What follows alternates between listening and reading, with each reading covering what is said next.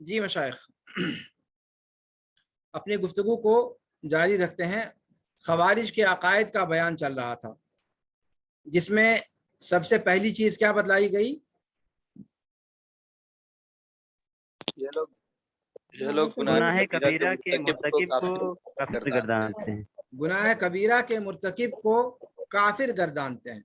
مثال کے طور پر کسی نے چوری کر لی، کسی نے جھوٹ بول دیا، کسی نے سود کھا لیا، کسی نے زنا کر لیا، کسی نے چوری کر لی، یہ سارے کے سارے کرائم کرنے والے جن کو گناہ کبیرہ کی صف میں شمار کیا جاتا ہے۔ گناہ کبیرہ ہونے میں تو کوئی شبہ نہیں نہ ہے، ان سب جرائم کے کبائر ہونے میں تو کوئی شبہ نہیں ہے، لیکن خوارج اس طرح کے گناہ کرنے والے کو اسلام کے دائرے سے نکال دیتے ہیں۔ وہ کیا کہتے ہیں کہ یہ لوگ کیا ہیں؟ کافر ہیں۔ سمجھ میں آ رہی بات؟ جی سر جی۔ اور ایک چیز اور کہ یہی بات معتزلہ بھی کہتے ہیں۔ یہی بات کون کہتے ہیں؟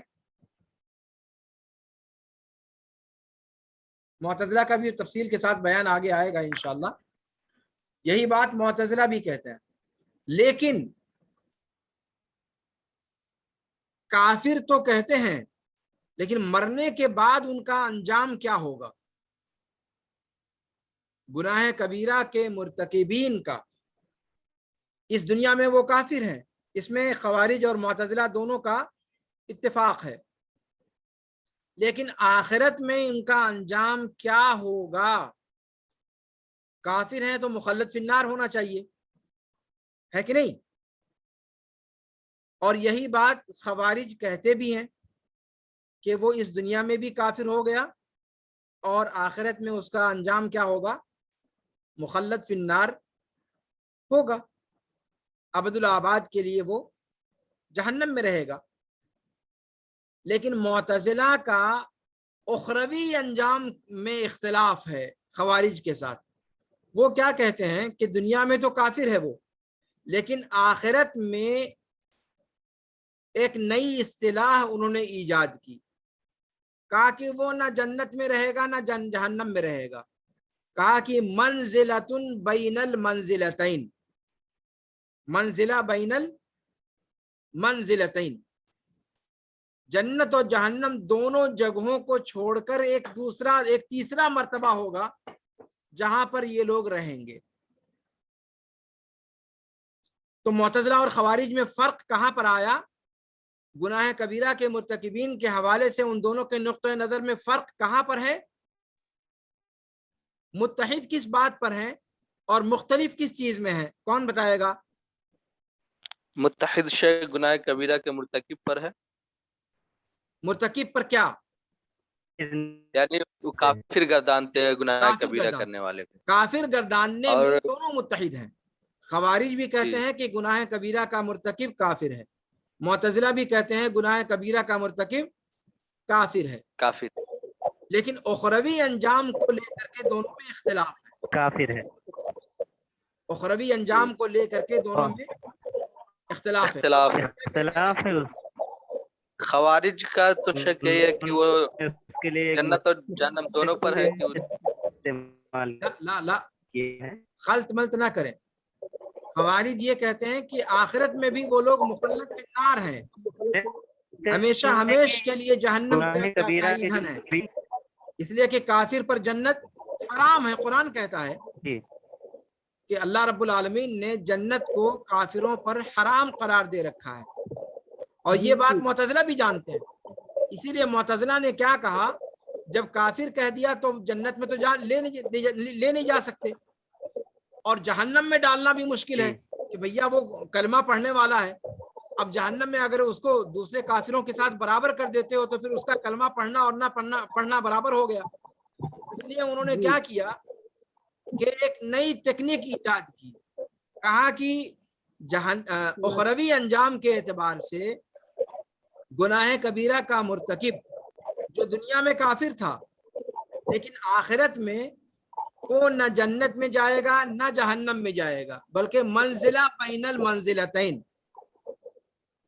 منزلہ بین یہ نوٹ کر لیں، منزلتین معتزلہ کی اصطلاح ہے، معتزلہ کی گفتگو جب آئے گی تو وہاں پر اس کو ہم ذکر کریں گے، یہ ان کے عقائد میں سے ہے، یہ ان کے اصول میں سے ہے، ٹھیک ہے مشائخ؟ جی سر۔ تو کیا عقیدہ بتایا ہم نے؟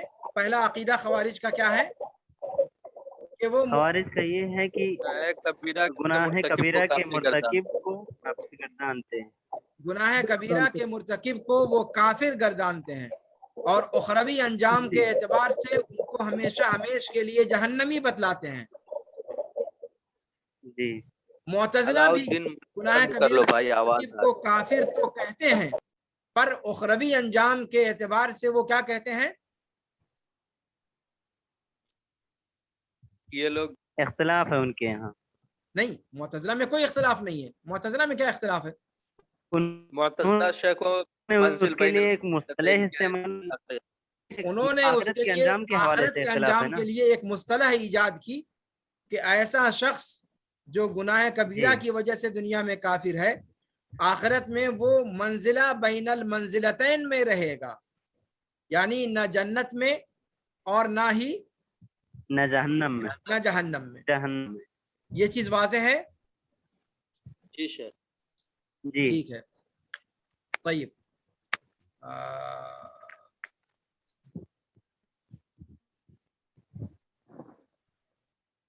اسی طریقے سے ازارقہ جو ہیں یہ خوارج میں سے سب سے زیادہ غلو کرنے والا فرقہ تھا۔ وہ کہتے تھے کہ ہمارے جتنے مخالفین ہیں مسلمانوں میں سے سارے کے سارے مشرک ہیں، سارے کے سارے کیا ہیں؟ اپنے جتنے، یعنی آج کا امریکہ جو ہمارا مخالف وہ مسلمانی نہیں۔ ازارقہ کیا کہتے ہیں کہ جو بھی ان کا مخالف ہے مسلمانوں میں سے وہ سب کے سب کیا ہیں؟ مشرک ہیں۔ یہ بھی مطلب عقائد میں سے نوٹ کرو اس کو۔ پہلا نمبر جو ہے وہ گناہ کبیرہ کے بارے میں تھا، اور دوسرا نمبر ازارقہ کا عقیدہ، یعنی خوارج میں سے جو ایک فرقہ ہے ازارقہ، ان کا عقیدہ۔ دھیان دیجئے، بہت غور سے ان سب چیزوں کو سمجھنے کی ضرورت ہے۔ آج ہمارے جماعت اہل حدیث کے بہت سارے علماء ان چیزوں کو سمجھ نہ پانے کی وجہ سے بہت غلیظ قسم کی ٹھوکریں کھاتے ہیں۔ بریلویوں کو تو ہم جانتے ہیں کہ وہ تکفیری ہوتے ہیں، اگر آپ ان کی مسجد میں چلے جائیں مسجد دھلواتے ہیں، اگر کسی کا نکاح، اگر کوئی مسلمان اہل حدیثوں کے جنازے میں شامل ہو گیا تو اس کا نکاح ٹوٹ جاتا ہے۔ ہاں، یعنی ان کے ہاں کافر کافر کا کھیل بہت عام ہے، بہت چھوٹی چھوٹی باتوں پر وہ لوگ کافر بناتے ہیں۔ ہاں، تھوک کا کاروبار ہے ان کے ہاں، کفر کے فتوے تھوک ریٹ سے بکتے ہیں۔ لیکن اہل حدیثوں کے یہاں اہل حدیث تکفیری نہیں ہوتا، اہل حدیث تکفیری نہیں ہوتا، نوٹ کر لو اس کو۔ کبائر کا ارتکاب کرنے کے باوجود کوئی بندہ کافر نہیں ہو جاتا۔ کبائر کے مرتکبین کو فاسق کہا جائے گا، لیکن وہ کافر نہیں ہوگا۔ ہمارے یہاں کچھ لوگ بہت متدین ٹائپ کے ہوتے ہیں، تو ذرا سا اگر معصیتوں کا ارتکاب ہوتا ہوا دیکھتے ہیں یا کبائر کا ارتکاب، کا ایسا کرنے والا مسلمان کیسے رہ سکتا ہے؟ اب مسلمان کیسے رہ سکتا ہے اس کا مطلب جانتے ہیں کیا ہوا؟ یعنی وہ اسلام کے دائرے سے نکل گیا، اور اگر اسلام کے دائرے سے نکل گیا تو پھر آپ کہاں گئے؟ تکفیر کا معاملہ بڑا خطرناک ہے۔ اللہ کے رسول صلی اللہ علیہ وسلم نے فرمایا کہ اپنے بھائی کو کافر کہنے والا اگر واقعتاً وہ کافر ہے تب تو ٹھیک ہے، ورنہ وہ کفر کا فتویٰ دینے والے کی طرف لوٹ آتا ہے۔ ہاں، فقد باء به احدهما او کما قال صلی اللہ علیہ وسلم۔ تو بڑا خطرناک مسئلہ ہے یہ۔ تو خوارج کے عقائد کو بیان کرنے سے مقصد یہی ہے کہ ضروری نہیں کہ خوارج کے نام پر ہمارے یہاں وہ چیز پائی جائے، ضروری نہیں. خوارج کی فکر ہمارے درمیان، بعض افراد کے درمیان پائی جا سکتی ہے، اس پر کنٹرول کرنے کی ضرورت ہے. حماس جتنا زیادہ بھی ہو جائے، لیکن شرعی مسائل میں جذبات میں آ کر کوئی بات کہنا یہ قرین انصاف نہیں ہے. واضح مشائخ؟ یہ خوارج کی روش ہے کہ دیکھا، پہلا عقیدہ بتایا کہ اگر گناہ کبیرہ کا مرتکب ہے تو وہ کافر ہے اور مرنے کے بعد ہمیشہ ہمیش کے لیے جہنمی ہے. اچھا، اور ازارقہ کا عقیدہ ہے کہ جو بھی ان کا مخالف ہے مسلمانوں میں سے، وہ سب کا کے سب مشرکین میں سے ہیں. یہ بتانے کا مقصد کیا ہے کہ ہم لوگ اپنے طور پر اس قسم کا عقیدہ اپنے یہاں نہ آنے دیں. اپنے آپ کو کہیں سلفی، اپنے آپ کو کہیں اثری، اپنے آپ کو کہیں اہل حدیث، لیکن جب ممبر پر کھڑے ہوں تو ہماری گفتگو میں تکفیر کے اشارے ملیں، اشارتاً یا صراحتاً یا کنایتاً تکفیر کی طرف ہمارا رجحان چلا جائے جذبات کے عالم میں، میرے بھائی تو یہ بڑا خطرناک معاملہ ہے. آپ اہل حدیث کا لیبل لگا لینے سے اہل حدیث نہیں ہو جائیں گے جب تک آپ کی فکر اہل حدیث نہیں ہے. کتنے بھی اس وقت عوامی خطبہ ہیں، ان تمام کے ہاں اس باب میں مجرمانہ کوتاہی پائی جاتی ہے. معاف کیجیے گا، جتنے بھی عوامی شہرت یافتہ خطیب ہیں جماعت اہل حدیث میں، تقریباً ان تمام کے یہاں اس باب میں مجرمانہ کوتاہی پائی جاتی ہے. اور اس کی وجہ کیا ہے کہ عقیدے کا علم صحیح طریقے سے انہوں نے حاصل نہیں کیا. تو یہ گڑبڑی آپ کے اندر نہ آنے پائے. میں اتنا زیادہ ٹھوک بجا کر کیوں آپ کی کھوپڑی میں گھسانے کی کوشش کر رہا ہوں کہ یہ خوارج کو نہیں پڑھ رہے آپ، بلکہ یہ سمجھیں خوارج کو ہم کیوں پڑھتے ہیں، اصلاً ہم فرقوں کے بارے میں کیوں جانکاری حاصل کرتے ہیں، تاکہ ان کے اسرار سے ہم اپنے ذہن کو، تاکہ اپنے ان عقیدے کی کو جو محفوظ کر لغزشیں ہیں ان سے اپنے آپ کو بچائیں.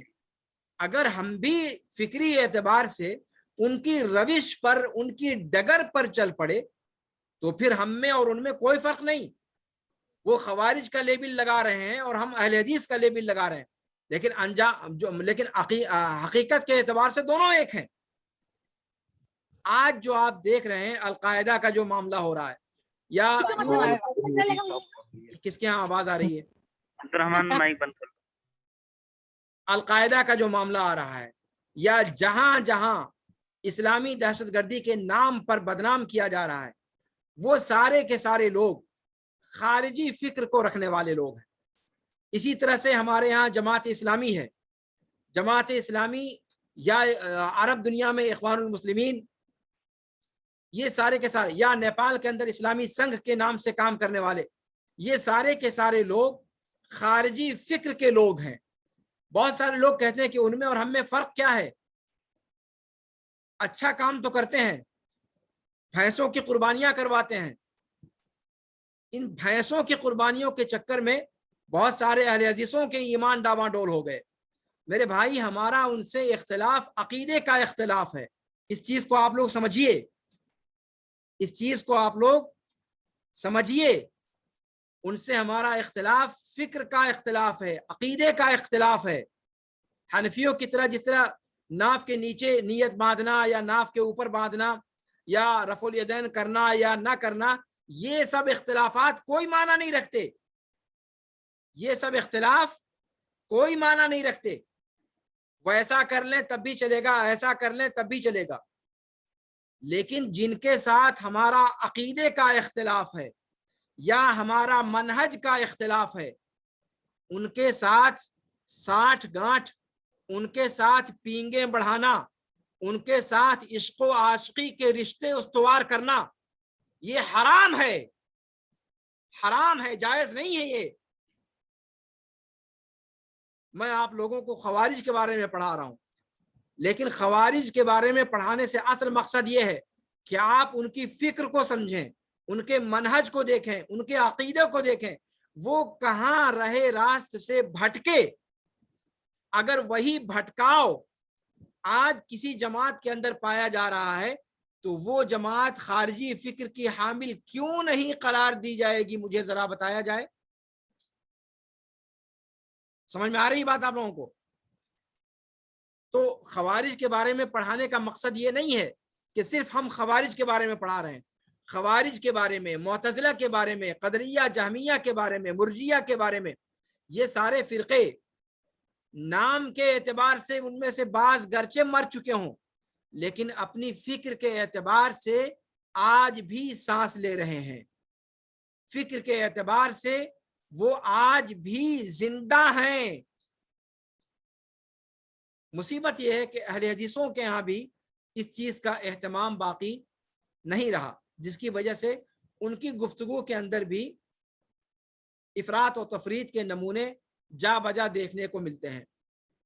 بہرحال یہ ضمنی گفتگو آ گئی۔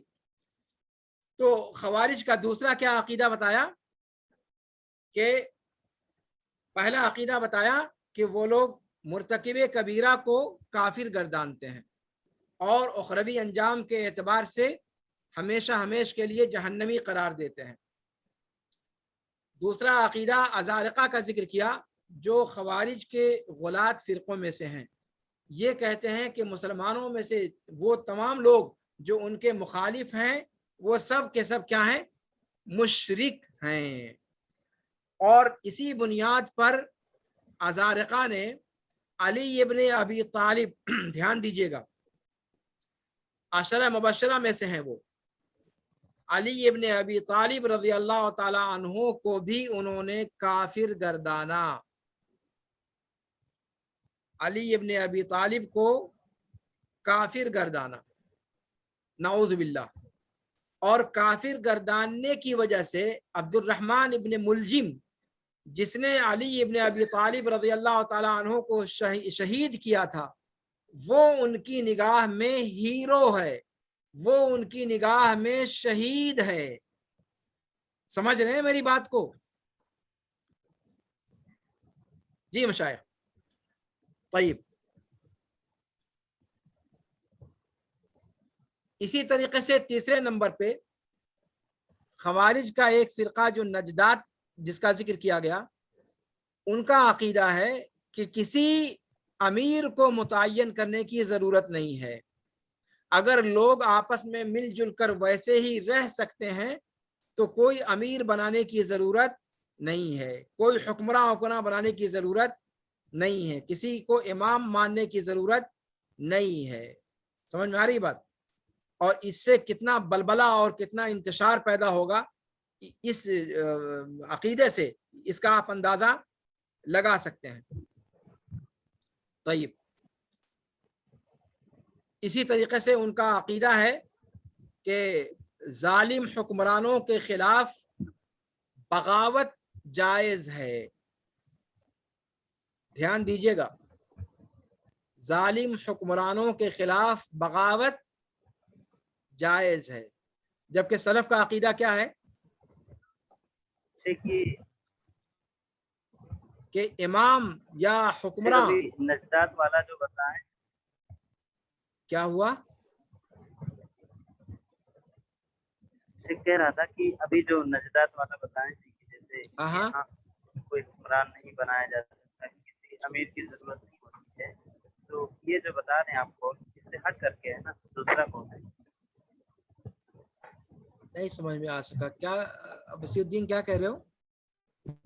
شیخ وسیع الدین یہ کہہ رہا ہے ہاں کہ جیسے نجدات میں بتایا گیا کہ کسی کو بھی امیر متعین نہیں کیا جائے گا، حاکم نہیں تسلیم کیا جائے گا، یہ پہلا قول ہے، اور دوسرا یہ کہ ظالم حکمرانوں کے خلاف بغاوت جائز ہے، یہ دوسرا قول ہے۔ وہ الگ عقیدہ ہے، وہ ایک الگ عقیدہ بیان کیا جا رہا ہے جو خوارج کا متفقہ عقیدہ ہے تقریباً، کہ ظالم حکمراں کے خلاف بغاوت جائز ہے بلکہ ضروری ہے، جبکہ سلف کا عقیدہ یہ ہے، اللہ کے رسول صلی اللہ علیہ وسلم نے کیا فرمایا کہ اگر کوئی حکمراں بن جاتا ہے تو سمع و طاعت ضروری ہے.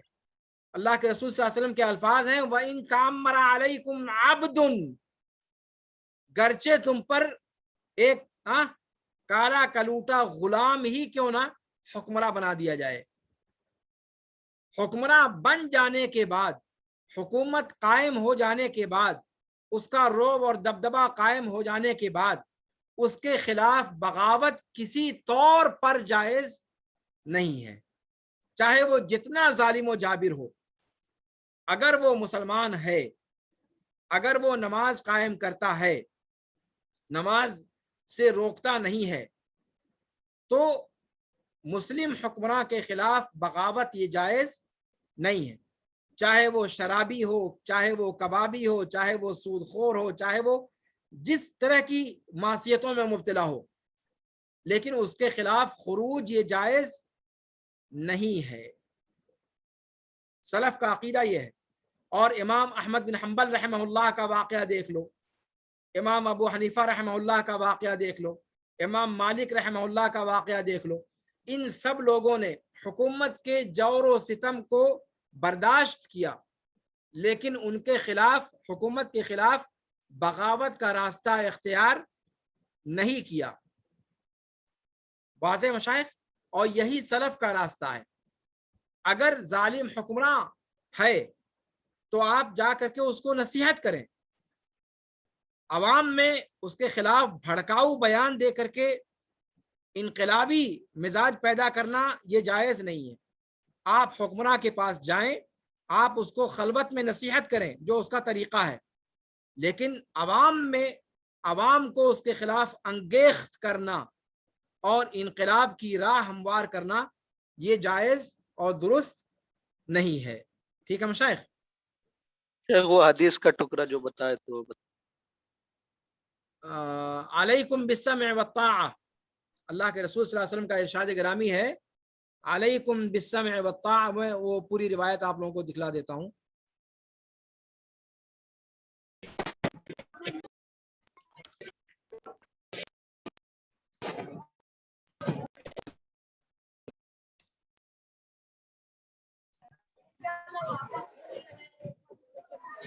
علیکم بالسمع والطاعہ وَإِن تَأَمَّرَ عَلَيْكُمْ عَبْدٌ حَبْشِيٌّ.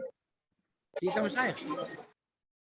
بھائی عبد الرحمان مائک آف کر لو یار.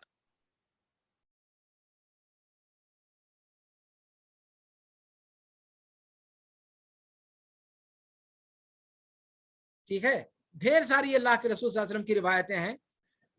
ایک جگہ آپ صلی اللہ علیہ وسلم فرماتے ہیں، یہ تو نوٹ کر لیا آپ لوگوں نے نا، علیکم بالسمع والطاعہ وَإِن تَأَمَّرَ عَلَيْكُمْ عَبْدٌ حَبْشِيٌّ. ایک جگہ آپ صلی اللہ علیہ وسلم فرماتے ہیں کہ اسمعوا واطیعوا، سنو اور مانو، فَإِنَّمَا عَلَيْهِمْ مَا حُمِّلُوا وَعَلَيْكُمْ مَا حُمِّلْتُمْ. ان کے اوپر وہ جو ان کی ذمہ داری ہے اس کے مسئول وہ ہیں، اور تم اس کے مسئول ہو جو تم کو ذمہ داری دی گئی. یہ ہے شرعی تعلیم.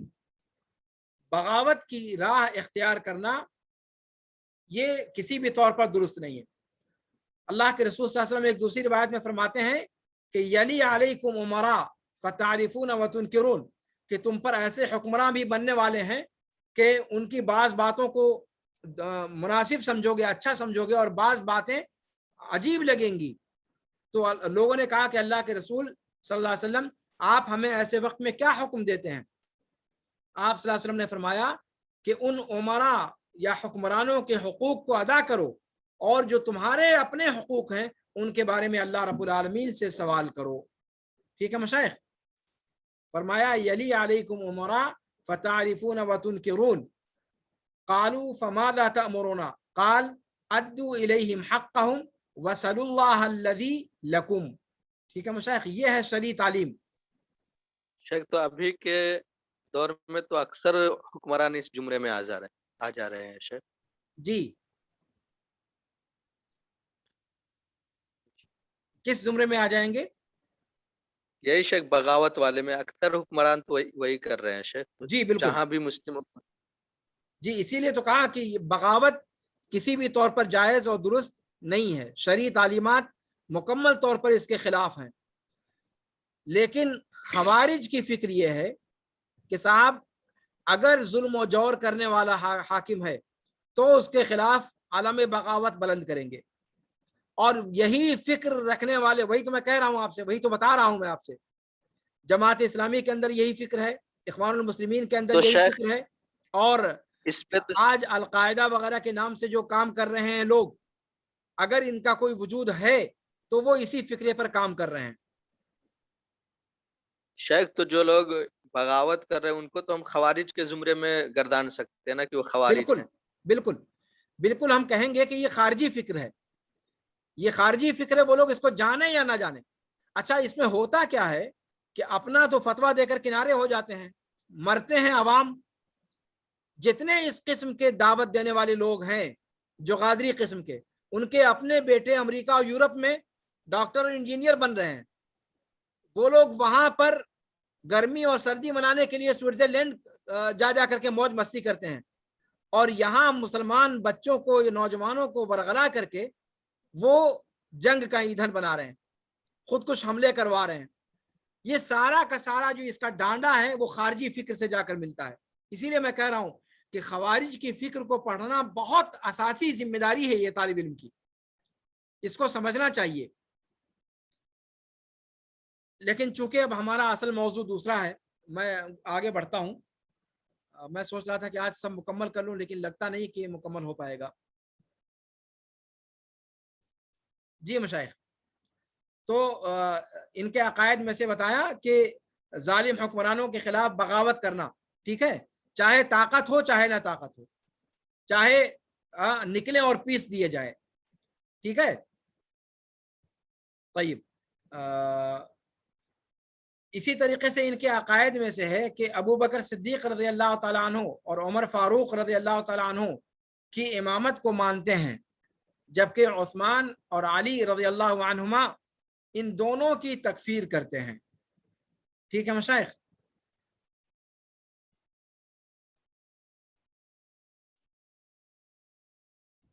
ٹھیک ہے۔ اسی طریقے سے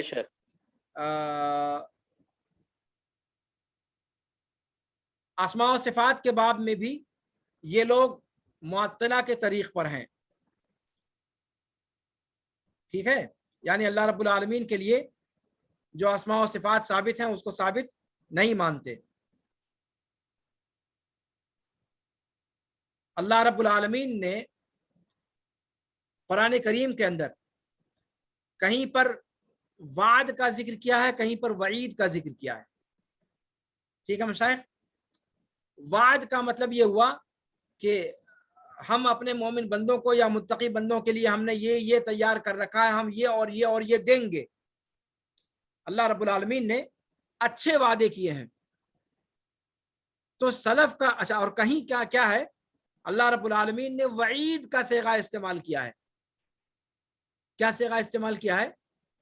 وعید کا صیغہ استعمال کیا ہے، دھمکی کا، کہ اگر کسی نے یہ جرم کیا تو اس کی یہ ایسی اور ایسی بھینکر سزا ہم دیں گے، ٹھیک ہے۔ اہل سنت کا عقیدہ کیا ہے کہ اللہ رب العالمین نے جتنے وعدے کیے ہیں وہ یقینی طور پر اللہ رب العالمین پورے فرمائے گا، اس لیے کہ اللہ تعالیٰ ان اللہ لا یخلف المیعاد، اللہ تعالیٰ اپنے وعدے کو ایسا نہیں ہو سکتا کہ وفا نہ کرے، خود اللہ تعالیٰ نے اس کو کہا ہے، ٹھیک ہے مشائخ، انک لا تخلف المیعاد۔ تو جو وعدے اللہ رب العالمین نے اپنے نیک بندوں سے کیے ہیں وہ سارے کے سارے وعدے اللہ رب العالمین پورے فرمائے گا، یہ ہے اہل سنت والجماعت کا عقیدہ۔ البتہ اللہ رب العالمین نے جو وعید کے صیغے استعمال کیے ہیں، جو دھمکیاں اللہ تعالیٰ نے دی ہیں، کیا وہ بھی اللہ تعالیٰ پورے کرے گا؟ ضروری ہے کہ اللہ تعالیٰ ان کو بھی پورا کرے؟ وہ تو شیخ اللہ تعالیٰ کے اوپر، چاہے تو معاف کر دے چاہے تو پورا کرے۔ احسن، یہی اہل سنت کا عقیدہ ہے۔ کہ جو وعید ہے وہ اللہ رب العالمین نے بتلا دیا ہے کہ یہ وعید ہے، لیکن وہ اللہ تعالیٰ دے گا ہی، یہ کوئی ضروری نہیں ہے. ہو سکتا ہے اللہ تعالیٰ کی رحمت جوش میں آ جائے، اللہ تعالیٰ معاف کر دے. اب جیسے قرآن کے اندر اللہ نے فرمایا وَمَن يَقْتُلْ مُؤْمِنًا مُتَعَمِّدًا فَجَزَاؤُهُ جَهَنَّمُ خَالِدًا فِيهَا وَغَضِبَ اللَّهُ عَلَيْهِ وَلَعَنَهُ وَأَعَدَّ لَهُ عَذَابًا عَظِيمًا. ہاں، ایک نہیں، دو نہیں، تین، پانچ سزائیں اللہ تعالیٰ نے مقرر کر رکھی. کہا کہ جس نے کسی مسلمان کو جان بوجھ کر قتل کیا وہ ابد الآباد کے لیے ہم اس کو جہنم میں ڈھکیل دیں گے، لعنت کا طوق اس کے گلے میں ڈال دیں گے، عذاب عظیم اس کے لیے تیار کر رکھا ہے ہم نے. اس سے خطرناک کوئی اور دھمکی ہو سکتی ہے؟ لیکن کیا نہیں سر، یہ دھمکی اللہ تعالیٰ مکمل بھی کرے گا؟ کوئی ضروری نہیں، ضروری نہیں ہے سر. کوئی ضروری نہیں. اس لیے کہ اللہ تعالیٰ نے فرمایا ان اللہ لا یغفر ان یشرک بہ ویغفر ما دون ذلک. ما دون ذلک کے اندر یہ جرم آ گیا کہ نہیں آ گیا؟ ما دون ذلک، ما دون ذلک کے اندر یہ جرم بھی آتا ہے کہ نہیں آتا ہے؟ آتا ہے. تو فرمایا ویغفر ما دون ذلک لمن یشاء. اگر یہ جان بوجھ کر کسی مسلمان کو قتل کرنے والا بندہ شرک سے دور ہے تو خود آیت کریمہ کہتی ہے کہ اللہ کی مشیت سے اسے معافی مل سکتی ہے. پھر کہا یہ سوال پیدا ہو سکتا ہے کہ تب اللہ تعالیٰ نے کہا ہی کیوں جب اسے پورا نہیں کرنا ہے؟ تو سلف نے اس کا جواب دیا، کہا کہ بھیا اللہ تعالیٰ نے اس کو اس لیے بتلا دیا تاکہ اس جرم کی قرار واقعی سزا کیا ہے وہ بتلائے. آج بھی اس دنیا کے اندر بھی ہوتا ہے نا، کوئی آدمی کوئی جرم کرتا ہے، عدالتوں کے اندر جب معاملات پہنچتے ہیں 10 سال کی سزا مثال کے طور پر کسی جرم کی دی گئی، لیکن اگر جیل کے اندر بندے کی روش اچھی ہے تو عدالت میں معاملہ پیش ہونے کے بعد جج صاحب اس کی بقیہ سزا معاف کر دیتے ہیں کہ اس کا کیریکٹر جیل کے اندر بہت اچھا ہے اور سدھرنے کے چانسز اس کے بڑھ رہے ہیں، اس لیے اس کی جو 10 سال کی سزا تھی اس کو 7 سال ہی کر دیتے ہیں. ہوتا ہے ایسا کہ نہیں ہوتا ہے؟ تو یہ چیز ہے کہ اصل میں کسی مسلمان کو جان بوجھ کر قتل کرنے کی اصل سزا یہ ہے جو اس آیت کریمہ میں اللہ رب العالمین نے بیان فرمائی ہے.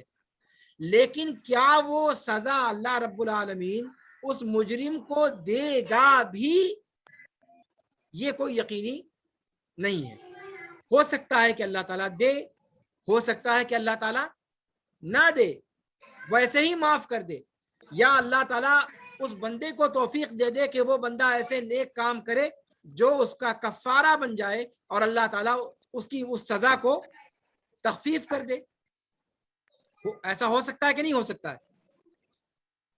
تو اہل سنت کا عقیدہ یہ ہے کہ وعدے کے جو بھی نصوص ہیں وہ یقینی طور پر پورا ہو کر کے رہے گا، لیکن جو وعید کے نصوص ہیں وہ ضروری نہیں کہ اللہ تعالیٰ پورے فرمائے. اللہ تعالیٰ کی مشیت پر ہے، اللہ تعالیٰ چاہے تو اس کو نافذ کرے، چاہے تو اللہ تعالیٰ بخش دے، چاہے تو اس میں سے آدھی سزا معاف کر دے، چاہے تو پوری سزا معاف کر دے. اس کا پورا معاملہ اللہ کی مشیت پر ہے. لیکن خوارج کیا کہتے ہیں؟ خوارج کہتے ہیں اللہ رب العالمین پر واجب ہے کہ جو وعدہ کیا ہے وہ بھی پورا کرے، جو وعید اتاری ہے اس کو بھی پوری کرے. اللہ تعالیٰ چاہے بھی تو اس سے پیچھے نہیں ہٹ سکتا، نعوذ باللہ. سمجھ میں آ رہی بات؟ سمجھ میں آ رہی بات مشائخ؟ تو یہ سب خوارج کے مشہور عقائد ہیں. اور